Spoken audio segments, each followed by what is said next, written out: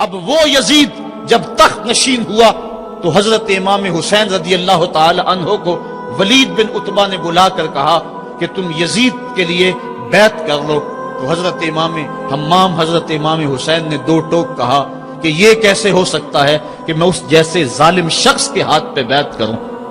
آپ یہ کہہ کے پلٹے تو مروان بن حکم نے مشورہ دیا کہ یہ موقع ہے جانے نہ دو، اگر یہ چلے گئے قابو پانا دوبارہ مشکل ہوگا، لہٰذا ابھی ان کو قتل کر دیا جائے.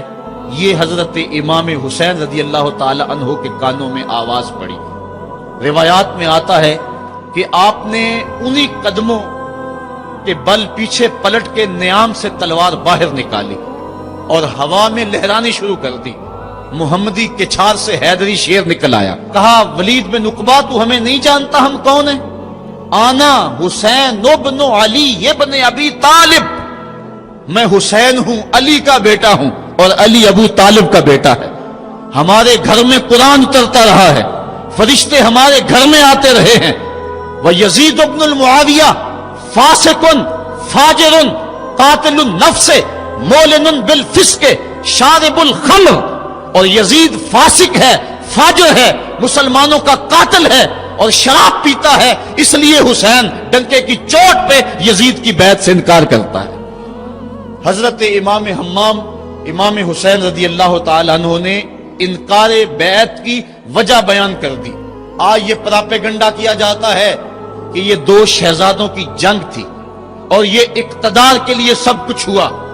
اگر یہ بات ہوتی تو ترمح بن عدی کہہ رہا ہے، حاتم طائی کا پوتا، جب آپ میدان کربلا کی طرف بڑھ رہے ہیں، حضور آپ میرے پہاڑوں میں آ جائیں اور 5000 کا لشکر آپ کی پشت پہ رکھ دوں گا اور آپ جدھر بڑھیں گے وہ جان نثاری کرتے ہوئے آپ کے پیچھے ہوں گے اور یزید کی حکومت کے ٹکڑے کر کے رکھ دیں.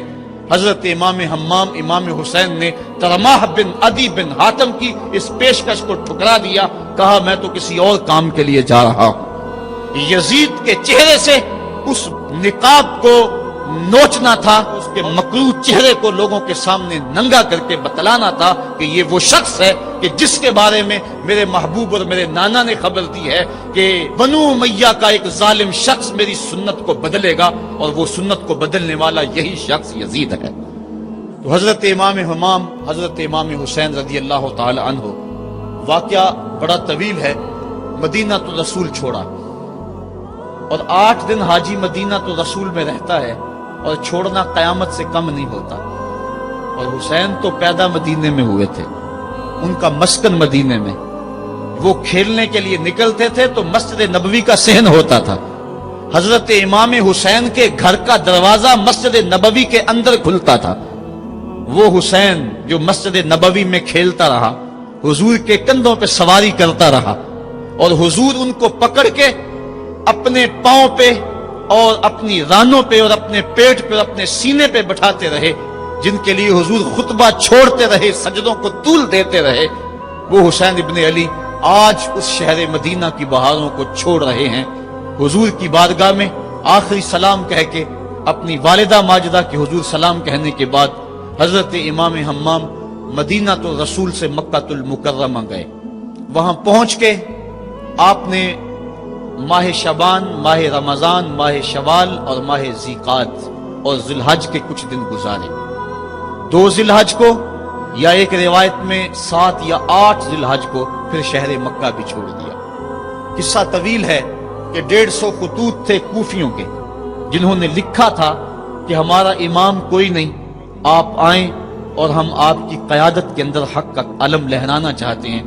صحابہ نے ان کی بے وفائی اور بے مروتی کا تذکرہ کیا تو حضرت امام حمام نے فرمایا میں جانتا ہوں ان کے رویوں کو، لیکن اب انہوں نے چونکہ مجھے خط لکھے ہیں اور اگر میں نہ گیا تو وہ قیامت کے دن کہیں گے کہ مالک ہم نے تو تیرے رسول کے نواسے کو بلایا تھا، وہ ہماری مدد کے لیے نہیں پہنچا. فرمایا اگر میں جاتا ہوں اور کلمہ حق بلند ہو جاتا ہے تو پھر بھی درست، اور اگر وہ بے وفائی کرتے ہیں اور اگر اس رستے میں مجھے جان دینا پڑتی ہے تو پھر بھی کوئی بات نہیں، پھر بھی میں مراد کو پہنچا ہوا اپنے آپ کو پاؤں گا.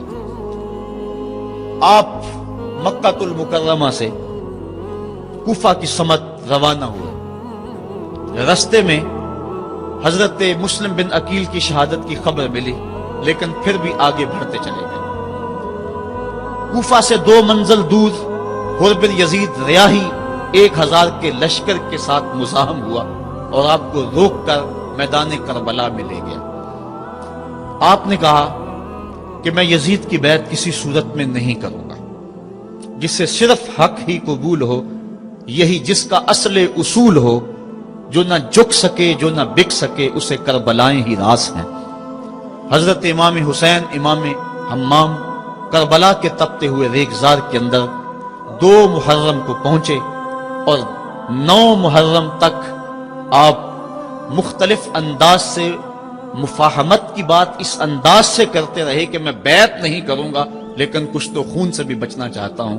لیکن ان کا ایک ہی مطالبہ تھا کہ ہر صورت میں بیعت کرنا ہوگی، اس کے علاوہ کوئی صورت نہیں ہے۔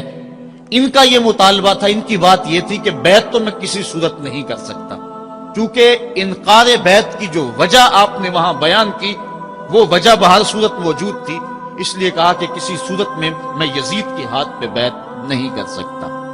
خیر وقت گزرتا گیا، پھر 9 کو یہ بات طے ہو گئی کہ لڑنے کے لیے تیار ہو جاؤ اگر تم نے بیعت نہیں کرنی۔ بیعت کرنے کی صورت میں مراعات سے نوازا جا رہا تھا، بڑے سے بڑا شہنشاہ بھی ہوتا اس کے پاؤں میں بھی لغزش آ جاتی، لیکن حضرت امام حسین رضی اللہ تعالیٰ عنہ نے فرمایا کہ یہ تخت و تاج کیا چیز ہیں، جن کی مسند محبوب کی گلی میں لگی ہو وہ تخت سکندری پہ کبھی تھوکا بھی نہیں کرتے۔ مجھے ان تخت و تاج کی پرواہ نہیں، میں تو کلمت الحق کے اعلیٰ کے لیے میدان عمل میں آیا ہوں۔ آپ نے مقام بیضا پہ خطبہ دیتے ہوئے کہا تھا کہ لوگوں میں جانتا ہوں کہ میرے ساتھ کیا ہونے والا ہے، لیکن اس کے باوجود میں میدان میں اس لیے جا رہا ہوں وَلَكُمْ فِيَّ أُسْوَةٌ کہ میری زندگی تمہارے لیے ایک نمونہ بن جائے۔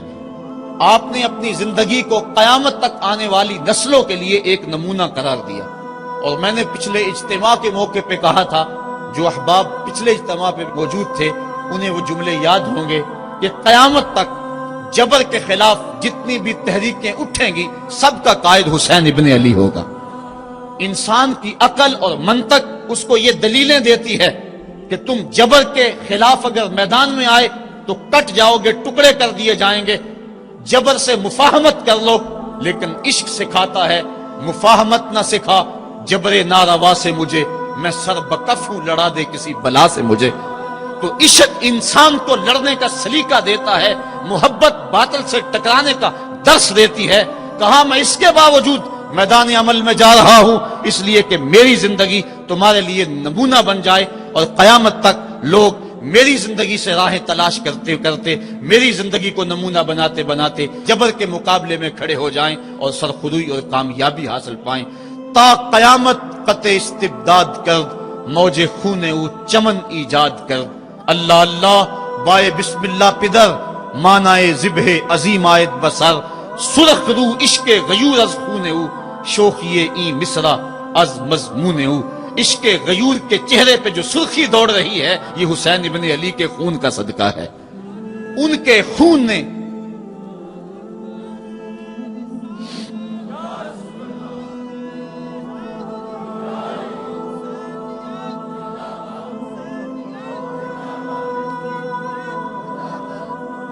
آپ نے 9 کی شب کو چراغ بجھا دیے، کہا یہ میری جان کے دشمن ہیں، تم اگر جانا چاہو تو جا سکتے ہو، میرے بعد تمہیں کوئی نہیں پوچھے گا۔ لیکن جانثاروں نے کہا یہ کیسے ہو سکتا ہے کہ آپ کا ساتھ چھوڑ کے چلے جائیں۔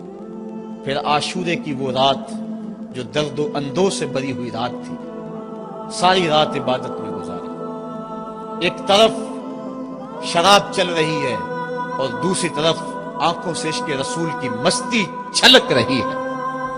تہجد کا وقت ہوا، نماز تہجد ادا کی، شہزادہ علی اکبر نے اذان پڑھی، اور کربلا کے ریگزار میں ان کی یہ آخری باجماعت نماز تھی۔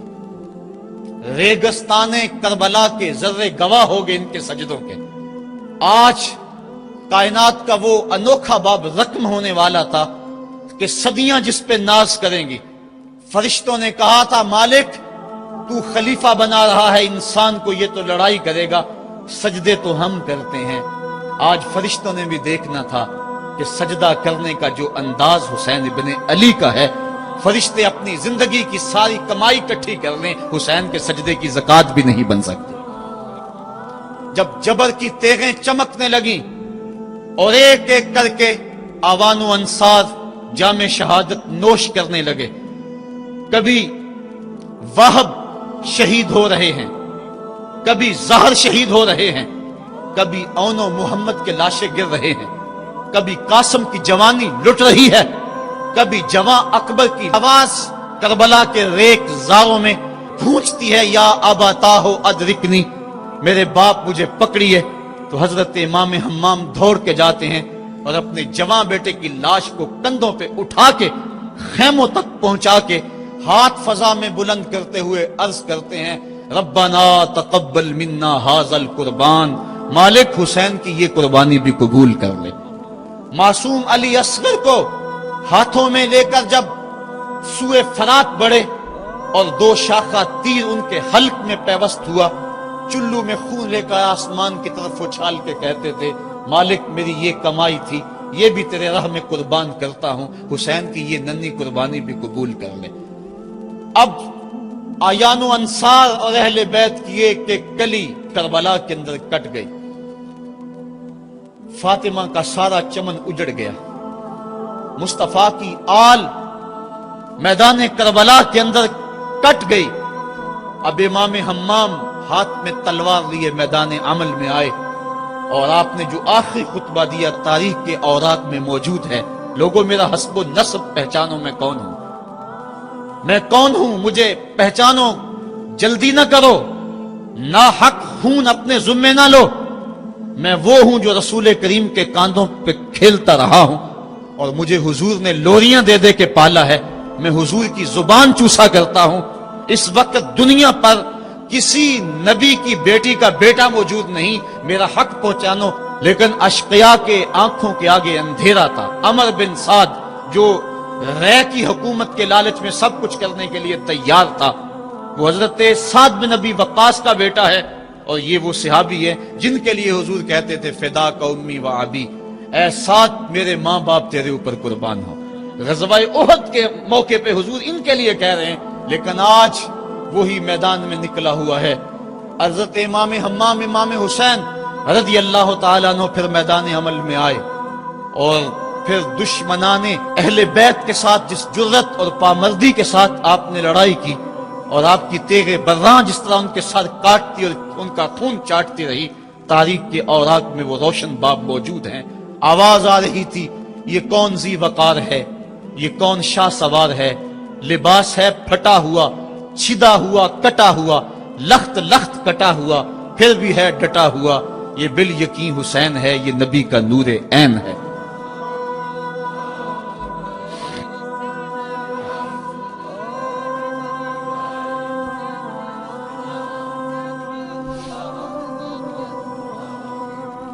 حضرت امام حسین حضرت امام حمام رضی اللہ تعالی عنہ میدان کربلا کے اندر جبر کی تیغوں کے مقابلے میں کھڑے ہیں۔ حق بلند ہوتا ہے، باطل کے پاس جتنے مرضی لاؤ لشکر ہوں، باطل بزدل ہوتا ہے، اس کے سینے کے اندر وہ حرارت نہیں ہوتی جو حق کے سینے کے اندر ہوتی ہے۔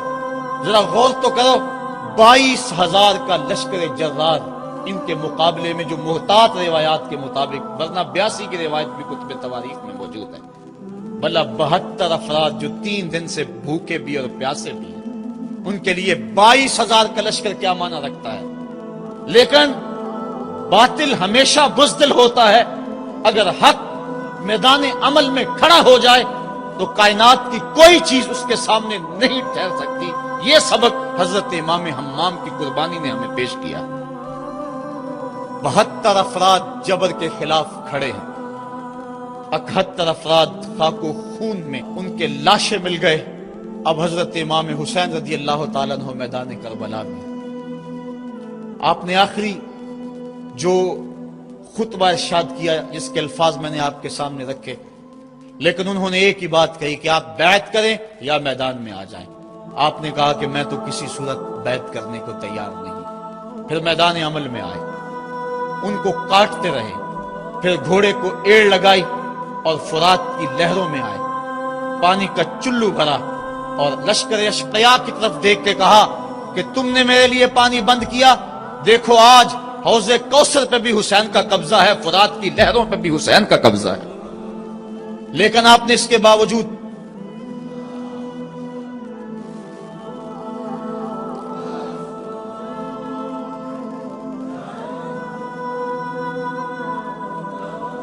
حضرت امام حمام، حضرت امام حسین رضی اللہ تعالیٰ عنہ نے پانی پیا نہیں، ان کو سکینہ کی پیاس یاد آ گئی ہوگی۔ جس طرح حضرت علی اصغر پیاس سے شہید ہوئے وہ منظر یاد آ گیا ہوگا، اور دوسری بات یہ تھی یہ امتحان تھا، اس لیے حضرت امام حمام نے پانی نہیں پیا، لیکن ان کو بتلانا مقصود تھا کہ اگر میں چاہوں تو یہ پانی پہ قبضہ کر سکتا ہوں، اور پھر یہ ساقی حوض کوثر کے نواسے ہیں، اگر یہ اشارہ کرتے تو کوثر کی نہریں چھلک کے کربلا کے میدان میں آ جاتی، لیکن امتحان دینا مقصود ہے۔ مصطفیٰ کریم کے ہاتھ بھی اٹھے ہوئے ہیں، اللہم آت الحسین صبرا و اجرا، اے اللہ میرے بیٹے حسین کو صبر بھی بخش دے، اجر بھی بخش دے۔ حضرت امام حمام رضی اللہ تعالیٰ عنہ جبر کے مقابلے میں ڈٹے ہوئے ہیں، آپ کی تیغ برّاں ان کا خون چاٹتی رہی، پھر انہوں نے یک بارگی آپ کے اوپر حملہ کر دیا۔ حضرت امام حمام نے اس حالت کے اندر بھی اپنی زبان کو روکا اور زبان سے ہائے تک نہیں کی۔ آج شہادت حسین کو تماشا بنا کے رکھ دیا گیا ہے، اس انداز کے اندر اس شہادت کو بیان کیا جاتا ہے جس طرح وہ ترلے اور منتیں کر رہے تھے، پانی پانی کی صدائیں ان کے لبوں پہ تھی۔ نہیں، ایسا نہیں تھا، زخم پہ زخم کھا کے جی، خون جگر کے گھونٹ پی، آہ نہ کر لبوں کو سی، یہ عشق ہے دل لگی نہیں۔ جب محبت کا دم بھرا ہے تو سب کچھ کٹانا ہوگا اور کٹا کے بھی مسکرانا ہوگا۔ جو محبت کے دعویٰ رکھنے والے ہوتے ہیں ان کا امتحان ہوتا ہے، مشکل موقع پر ہی تو امتحان ہوتا ہے کہ اس موقع پہ یہ دامن صبر کو تھامتے ہیں یا نہیں تھامتے۔ اگر وہ ہائے ہائے کرتے رہے، وہ چیختے اور پکارتے رہے، اور وہ پانی کے لیے ہاتھ اور جھولی پھیلاتے رہے، اور جو پانی کے لیے جھولیاں پھیلاتے تھے انہوں نے پھر بیعت کیوں نہ کر لی؟ ان کو اتنا کچھ دیا جاتا تھا، اس کو قبول کیوں نہ کیا؟ انہوں نے یزید کے تخت و تاج کو قبول نہ کیا، یزید سے پانی کیسے مانگتے؟ وہ تو خود حوض کوثر کے والی کے نواسے تھے، وہ اوروں سے پانی مانگتے پھرتے۔ پوری تاریخ پڑھو کربلا کی، آپ کو نہیں ملے گا کہ حضرت امام حسین کی زبان سے ہائے بھی نکلا۔ آپ نے ہر مشکل موقع پہ صبر کے دامن کو تھاما ہے، اور ہر قربانی پیش کرنے کے بعد ہاتھ اٹھا کر یہی کہا، ربنا تقبل منا ھذا القربان، مالک حسین کی یہ قربانی بھی قبول کر لے۔ اس کا یہ مطلب نہیں کہ یہ دکھ کم تھے، اس کا مطلب یہ نہیں کہ مظلومیت نہیں تھی، وہ مصیبتیں تو اتنی تھی کہ پتھر کا کلیجہ بھی شک ہو جائے، کائنات کا کلیجہ چاک چاک ہو جائے، لیکن اس کے باوجود کیونکہ ان کے صبر کا امتحان تھا، اور جب آپ کے اوپر پہم تیر برسنے لگے، محتاط روایات کے مطابق 33 زخم تلواروں کے آپ کے بدن پہ تھے، اور 34 گھاؤ نیزوں کے آپ کے جسم پہ تھے، بلکہ بہت سارے نیزوں کی انیاں ٹوٹ گئی تھی جسم میں۔ حضرت امام حسین رضی اللہ تعالیٰ عنہ کا جب پیراہن اتارا گیا اور اس کو جب دیکھا گیا تو 113 سوراخ اس میں تیروں کے تھے، اور گھوڑے کی زین سے جب فرش زمین پر گرے وہ تیر جسم میں اور پیوست ہو گئے۔ گھوڑے کی زین سے فرش زمین پر جب آنے لگے تو کافی عرصہ لگ گیا، چونکہ برچھیوں کی نوکوں پر آپ کتنی دیر تک معلّہ رہے۔ اس وقت گھوڑے کی زین سے فرش زمین پر آئے اور کربلا کی اس تپتی ہوئی ریت کے اوپر پیشانی رکھی، فوارے پھوٹ رہے تھے، کائنات دم بخود تھی، چرخ کہن کانپ رہا تھا۔ آج تک آسمان نے ایسا منظر نہیں دیکھا تھا، آج تک حوروں نے ایسا منظر نہیں دیکھا تھا، سورج بھی منہ چھپا رہا تھا عاشورے کے دن، یہ منظر اس سے بھی نہیں دیکھا جا رہا تھا۔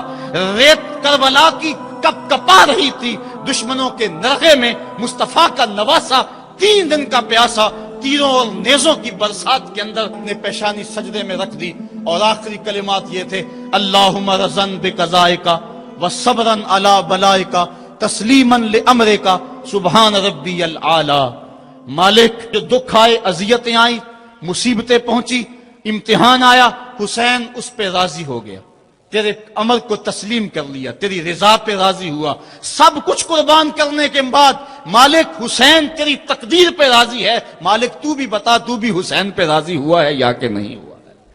تو حضرت امام حمام کا سر اس وقت تن انور سے جدا کر لیا گیا جب آپ سجدے کے اندر جھکے ہوئے تھے، سجدے میں سر جھکا ہوا تھا کہ دست قاتل نے جدا کر دیا۔